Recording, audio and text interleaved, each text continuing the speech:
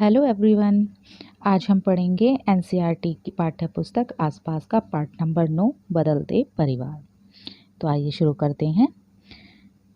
यहाँ निम्मी, सेरिंग और नाजली के परिवारों के कुछ चित्र दिए गए हैं। चित्र को देखो और चर्चा करो। यहाँ किस किस परिवारों के चित्र दिए गए हैं? निम्मी, सेरिंग और नाजली। नन्हा मेहमान। निम्मी का परिवार बहुत खुश है। उसके यहाँ नन्ही सी छोटी बहन आई है। ये जो पिक्चर्स दी गई हैं ये है निम्मी का परिवार। यहाँ पर निम्मी की छोटी बहन जो अभी पैदा हुई है, निम्मी, निम्मी के पापा या ये चाचा हो सकते हैं, निम्मी की दादी। नेक्स्ट पिक्चर में निम्मी के दादाजी और ये निम्मी के या तो पापा होंगे या फिर ये चाचा जी होंगे। अब चित्र को देखकर लिखो। निम्मी के परिवार में छोटी बहन के जन्म से पहले कौन कौन थे? निम्मी के दादाजी, दादी जी, निम्मी के मम्मी पापा थे, निम्मी के चाचा और खुद निम्मी थी। अब इस परिवार में कुल मिलाकर कितने लोग हैं? पहले इस परिवार में 6 लोग थे। दादा दादी, मम्मी पापा, निम्मी के चाचा और निम्मी। पहले 5 लोग थे और अब यहाँ पर 6 लोग हैं।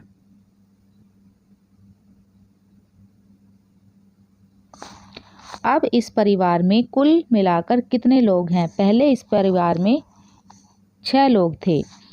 निम्मी, निम्मी के दादा दादी, निम्मी के मम्मी पापा और निम्मी के चाचा, 6 लोग थे। और अब कितने हैं? जब निम्मी की छोटी बहन हो गई है अब 7 लोग हो गए हैं। बताओ, छोटी बहन के आने से निम्मी के सभी घर वालों के जीवन में क्या क्या बदलाव आएंगे? जैसे अब निम्मी अपना दिन कैसे बिताएगी? तो निम्मी अब अपनी छोटी बहन के साथ खेलकर अपना दिन बिताएगी।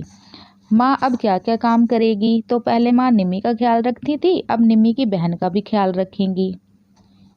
पिताजी, दादी और चाचा के दिन भर के कामों में निम्मी की नई बहन के आने से बदलाव हो जाएंगे। क्या तुम बता सकते हो कैसे? हाँ, पिताजी, दादी और चाचा अब निम्मी की बहन के साथ भी खेलेंगे, उसका ख्याल रखेंगे और निम्मी के साथ साथ निम्मी की बहन के भी क्या करेंगे? छोटे मोटे काम करेंगे। जैसे निम्मी की बहन को खिलाना, उसका ख्याल रखना, है ना। और दादी निम्मी की बहन को नहलाएंगी। तो इस तरीके से पिताजी, दादी और चाचा के दिन भर के कामों में निम्मी की नई बहन के आने से बदलाव हो जाएंगे। क्या तुम्हारे घर में या आस पड़ोस के किसी घर में बच्चे का जन्म हुआ है? घर में नन्हा बच्चा आने पर कैसा लगता है? घर में नन्हा बच्चा आने पर अच्छा लगता है, सबको खुशी होती है।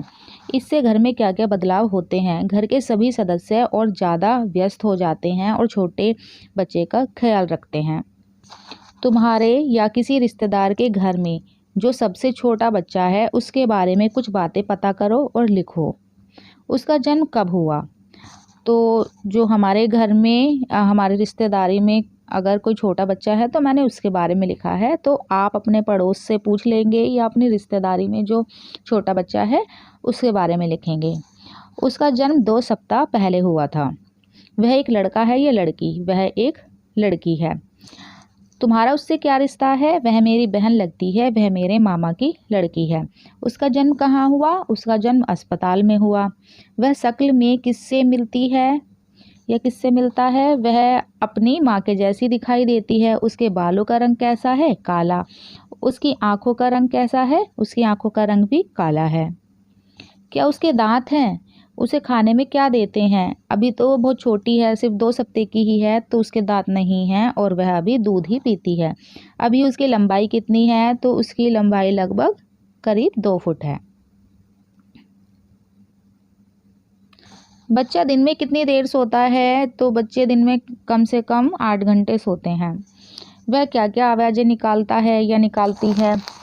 वह रोता है, यानी कि जो बच्ची है छोटी वह रोती है और तरह तरह की रोते रोते तरह तरह की आवाज़ें निकालती है। वह किसके पास ज़्यादा रहती है या रहती है? तो जो छोटे बच्चे हैं वो ज़्यादातर अपनी मम्मी के पास ही रहते हैं। अपनी कॉपी में बच्चे का एक फ़ोटो चिपकाओ या चित्र बनाओ। तो अपनी कॉपी में छोटे बच्चे की फ़ोटो चिपकानी है या फिर एक पिक्चर बनानी है। बदली हो गई। अब नेक्स्ट फैमिली की बात होगी और ये जो पिक्चर है ये नेक्स्ट फैमिली की पिक्चर है, ये निम्मी के परिवार की पिक्चर नहीं है। तो देखते हैं नेक्स्ट फैमिली कौन सी है। शेरिंग के बाबा को उनके ऑफिस से चिट्ठी मिली है। उसमें लिखा है कि उनको ऊंचा पद मिला है और अब उन्हें दूसरे शहर जाना है। तो शेरिंग के बाबा यानी शेरिंग के पापा जहाँ जॉब करते हैं वहाँ उनको प्रमोशन हुआ है, उनको ऊंचा पद मिला है, तो इसी वजह से उन्हें अब दूसरे शहर जाना पड़ रहा है। तो ये हैं शेरिंग के पापा, ये शेरिंग के दादाजी, ये शेरिंग की दादी जी और शेरिंग की मम्मी।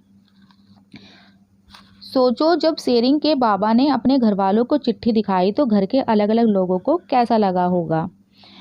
तो घर के अलग अलग लोगों को अच्छा लगा होगा क्योंकि शेरिंग के बाबा की प्रमोशन हुई थी और उन्हें नए शहर जाने का मौका मिल रहा था। बाबा की बदली होने के कारण शेरिंग के परिवार में क्या बदलेगा, जैसे शेरिंग के परिवार में से कौन कौन उसके पापा के नए घर में रहेंगे। तो शेरिंग का परिवार जा रहा था तो शेरिंग की साथ शेरिंग की मम्मी, शेरिंग के पापा, शेरिंग की बहन नए घर जा रहे थे। दादा दादी जी क्यों नहीं जा रहे थे, क्योंकि दादी जी को जो हमारा पुराना शहर होता है ना, जहाँ हमारा अपना असली घर होता है, वहीं पर ज़्यादा अच्छा लगता है। तो इसलिए शेरिंग के दादा दादी जी नहीं जा रहे थे। शेरिंग अब किस स्कूल में जाएगा, तो नए शहर में शेरिंग को नया स्कूल मिलेगा। शेरिंग अब नए स्कूल में जाएगा। क्या शेरिंग के दोस्त बदलेंगे? हाँ, नए स्कूल में शेरिंग को नए दोस्त मिलेंगे। क्या तुम्हारे परिवार में भी किसी को काम के कारण नई जगह जाना पड़ा था? हाँ, मेरे चाचा को काम के कारण दिल्ली जाना पड़ा। तुम्हें यह बदलाव कैसा लगा, चर्चा करो। हम लोग बहुत खुश थे क्योंकि हम लोगों को एक नया शहर, नई जगह देखने का मौका मिल रहा था, तो हम उस बदलाव से खुश थे। क्या तुम्हारी कक्षा या स्कूल में भी दूसरी जगह से बच्चे आए हैं? यदि हाँ तो उनसे बातचीत करो। तो आपको क्या करना है कि अपनी अपनी क्लास में जो न्यू एडमिशन बच्चे हैं उनसे बात करना है कि वो पहले कहाँ रहते थे और कौन से स्कूल में पढ़ते थे और उन्हें अब यहाँ पर कैसा लग रहा है। वे कहाँ से आए हैं ये पूछना है। पहली जगह स्कूल जो था उनका वो कैसा था, उन्हें कैसा लगता था, उन्हें यहाँ क्या क्या नया लग रहा है, उन्हें यहाँ रहने में अच्छा लग रहा है या यहाँ का जो बदलाव है वो कैसा लग रहा है, ये हमको नए बच्चों से बात करके पता करना है। अब एक नई फैमिली की बात होगी और यहाँ पर हो रही है एक शादी। अब ये जो नया परिवार है ये है नाजली का परिवार। आज नाजली के यहाँ सब बहुत खुश हैं, उसके बड़े चचेरे भाई की शादी है। तो ये जो लड़की है इसका नाम है नाजली।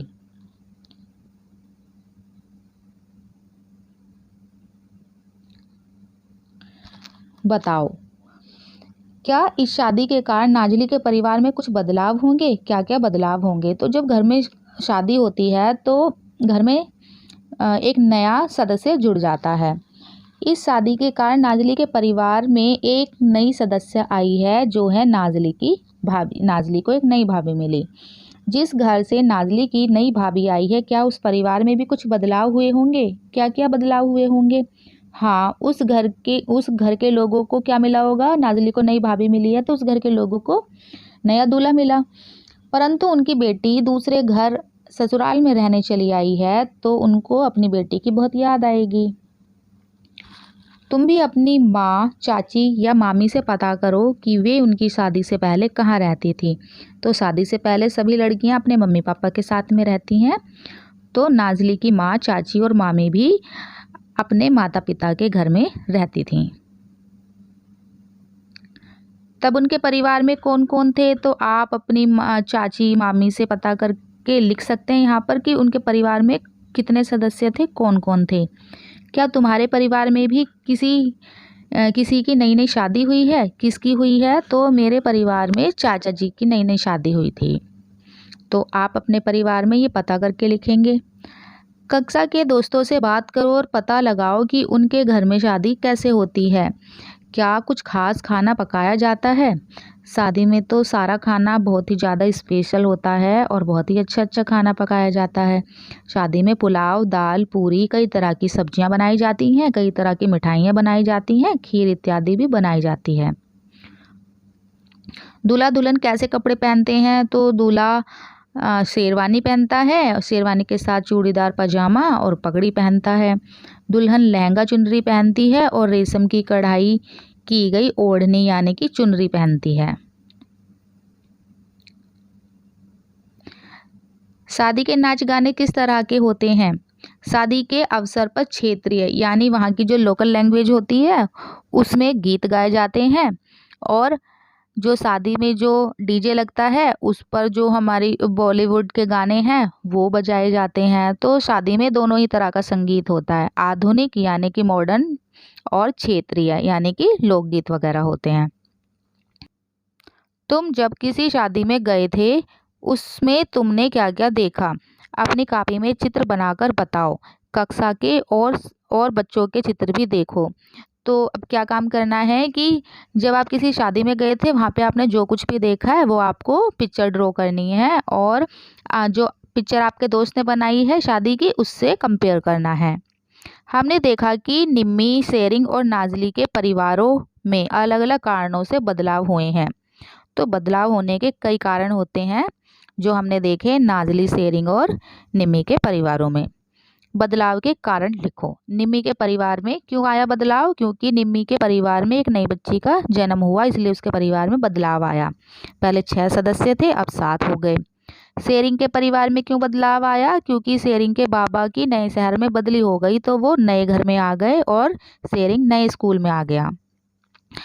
नाजली के परिवार में क्यों हुआ बदलाव? क्योंकि नाजली के परिवार में उसके चचेरे भाई की शादी हुई तो उसको नई भाभी मिल गई थी, तो उसके घर में एक सदस्य नया आ गया था। क्या परिवारों में बदलाव कुछ और कारणों से भी हो सकते हैं? पता करो किन किन कारणों से। परिवार के किसी सदस्य की नौकरी लग जाती है तो वो नए शहर में चला जाता है, तो इस तरीके से परिवार में एक सदस्य कम हो जाता है और परिवार में बदलाव आ जाता है। परिवार के किसी सदस्य के अच्छे स्कूल में एडमिशन होने से, अगर किसी बच्चे का किसी नए शहर में या किसी नए स्कूल में एडमिशन होता है तो उसकी पूरी फैमिली वहाँ पर नए शहर में या नई जगह चली जाती है, वहाँ पर शिफ्ट हो जाते हैं। नया सामान खरीदे जाने से परिवार में और बदलाव क्यों आता है? नया सामान खरीदे जाने से, जैसे नया सामान खरीदते हैं तो जैसे छोटा घर होता है तो फिर बड़ा ले लेते हैं, तो पूरा परिवार चेंज हो जाता है। तो इस तरीके से इन कारणों से भी परिवार में बदलाव आता है। 3 बड़े लोगों से बात करो, एक तुम्हारे परिवार से, एक तुम्हारे दोस्त के परिवार से और एक अपने पड़ोसी के परिवार से। उनसे नीचे दिए प्रश्नों को पूछो और तालिका में भरो। तो 3 लोगों से बात करनी है, एक अपने परिवार से, दोस्त के परिवार से और पड़ोसी के परिवार से, और जो जो पूछा है वो हमको यहाँ पर लिखना है। क्या पूछा है? आपका परिवार कितने सालों से यहाँ रह रहा है? तो हमारा परिवार 10 साल से रह रहा है, दोस्त का परिवार 15 साल से और आस पड़ोस के लोग भी 15 साल से रह रहे हैं। यहाँ आने से पहले आपका परिवार कहाँ रहता था? तो यहाँ आने से पहले मेरे दादा दादी जी, मम्मी पापा सब यूपी में, उत्तर प्रदेश में रहते थे, और दोस्त जो है हमारा वो उत्तराखंड में रहता था, और पड़ोसी कुछ बिहार से हैं, पंजाब से हैं, उत्तराखंड से भी हैं। आज आपके परिवार में कितने लोग हैं? तो हमारे परिवार में 6 लोग हैं, दोस्त के परिवार में 5 लोग हैं और पड़ोसी के परिवार में 5 लोग। आपके परिवार में 10 साल पहले कितने लोग थे? तो 10 साल पहले 5 लोग थे मेरे परिवार में। दोस्त ने बताया कि उसके परिवार में 4 लोग थे और पड़ोसी ने बताया कि उसके परिवार में भी 4 लोग थे, यानी 10 साल में एक एक सदस्य सबके घर में बढ़ गया। और क्या पूछा है? आपके परिवार में 10 सालों में जो बदलाव हुए हैं उनके क्या कारण हैं? हमारे परिवार में क्यों बदलाव हुआ? क्योंकि छोटी बहन का जन्म हुआ। दोस्त के परिवार में इसलिए बदलाव हुआ क्योंकि उसके पिताजी की बदली हो गई, और पड़ोसी के परिवार में छोटे भाई का जन्म होने से उसके परिवार में बदलाव आया। इन बदलावों से आपको कैसा लगता है? तो परिवार में जब बदलाव होता है, कोई नया सदस्य आता है तो अच्छा लगता है, तो सबको अच्छा लगा। तकनीकी बदलावों के कारण आपको किन परेशानियों का सामना करना पड़ता है? नई जगह जाते हैं तो नए दोस्त बनाने में समय लगता है। स्कूल ज़रूरी नहीं है कि घर के पास ही मिले, नई जगह पर हो सकता है कि स्कूल बहुत दूर हो, और हर जगह बड़े बाजार हों, ऐसा भी ज़रूरी नहीं। तो ये कुछ परेशानियां हैं कि स्कूल दूर हो सकते हैं, बाज़ार छोटे हो सकते हैं, दूर भी हो सकते हैं, नए दोस्त बनाने में समय लगता है। ये कुछ परेशानियां हैं जो नई जगह पर जाने में हमको होती हैं। मेरा परिवार कल, आज और कल। सभी के परिवार किसी न किसी कारण से बदलते रहते हैं। देखें तुम्हारा परिवार भी बदला है कि नहीं।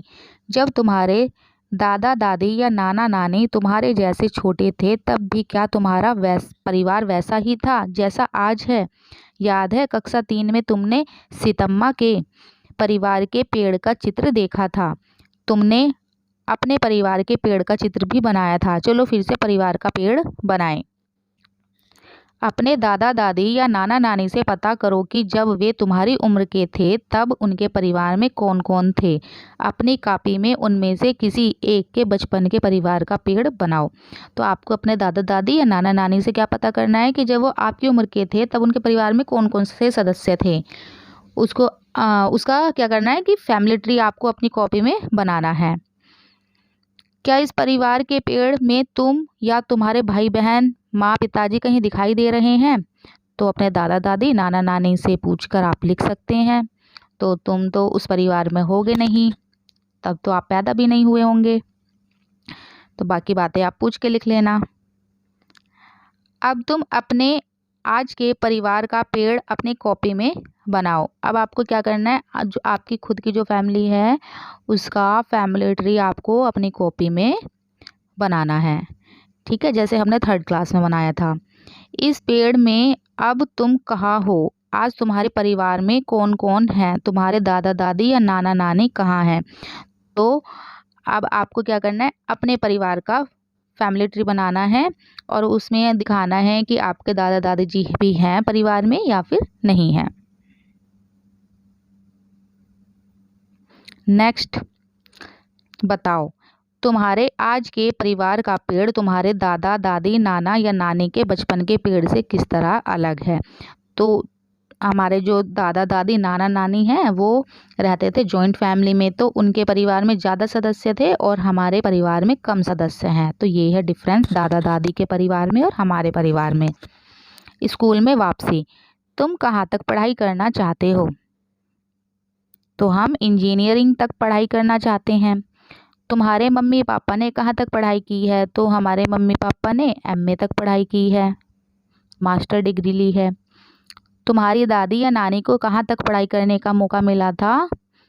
तो हमारी दादा दादी नाना नानी को 12वीं कक्षा तक पढ़ने का मौका मिला था।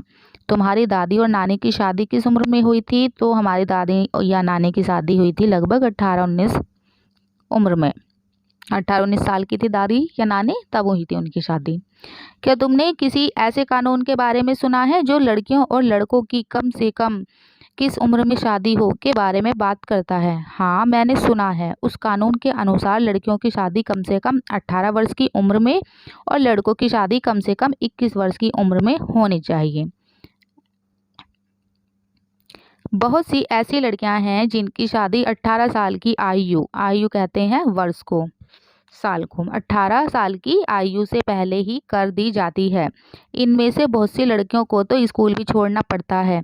रंगारेड्डी जिले की सुशीला के समान ऐसी बहुत सी लड़कियों की सच्ची कहानियां हैं जिन्होंने फिर से स्कूल जाना शुरू कर दिया। सुशीला को आगे पढ़ने के लिए पंचायत की तरफ से मदद भी मिली।